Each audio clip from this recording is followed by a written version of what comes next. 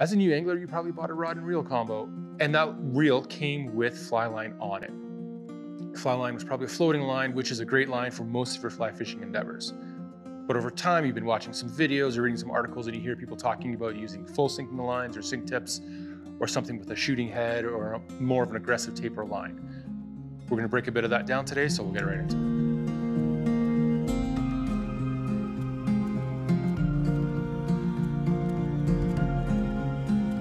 Hey, I'm Dan from Live to Fish. Today I'm here at Grand River Outfitting and Fly Shops, and we're going to talk about fly line. When you walk into a fly shop, one of the most intimidating spots is the line wall. It's all kinds of different lines there, and we're going to unpack some of that today. So today we're going to touch on 4 main types of lines: a floating line, a sinking tip line, a full sink line, and an intermediate line. And we'll talk about the differences between them and some applications you can use them for. You probably already have a floating line on your reel. A floating line is one of the most versatile lines. It's also one of the most common lines. You can fish almost any style with that line. You can also add sink tips to the end of that line to help get your lures subsurface to the fish. A full sink line is exactly that, a line that sinks in its entirety. The speed at which it sinks is measured in inches per second. So you'll see 7 inches per second or 8 inches per second. Sinking lines are great for presenting a bait deeper in the water column. So when you have to get that bait to that fish, you want to go to a sinking line. So somewhere in between a floating line and a sinking line is a sink tip line, which is exactly what it sounds like. The tip of your line sinks while the rest of your line floats. That's probably your best introduction into a sinking line. A full sinking line becomes problematic when it comes to casting. Because your whole line is going below the surface, you have to make sure all that line gets up before your first back cast. So you have to make an address cast. It'll bring your line up in the water column and you can get that line out nice and easy. That water is going to always be pulling on your line. With a sink tip line, because the first 10 to 30 feet or however long your sink tip is the part that's sinking, it's a lot easier to get that line up in the water column. Streamer fishermen love sink tips. In a river, it gets that fly down in the current, right in front of that fish into the strike zone. And in lakes, depending on the depth, you can even use that sink tip to help suspend that fly.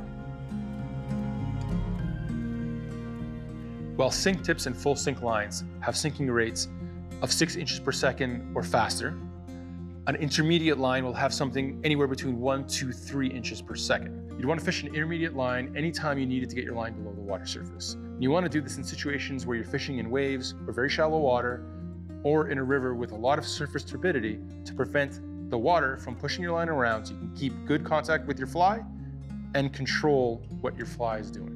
One thing to consider when you're fishing with a full sink or an intermediate line is the line that you're stripping beside you will sink. So if you are wade fishing, you have to be conscious of the fact that that line is going to sink and potentially catch anything that's on the bottom beside you while you're fishing. Once you've decided if you're going to go with a floating line, sinking line, or something in between, the next thing you have to think about is the taper of your line. The taper of your line determines how quickly that line is going to turn over. Chances are the line that came on your combo is going to be a moderate taper. I have 3 floating lines here, and each one has a different taper.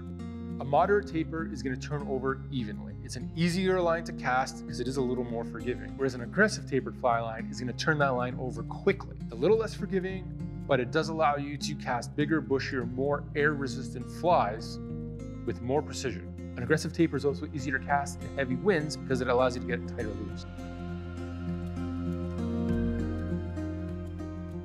You can turn your floating line into a sink tip line by adding something like a versi-leader from Rio or a poly leader from Airflow.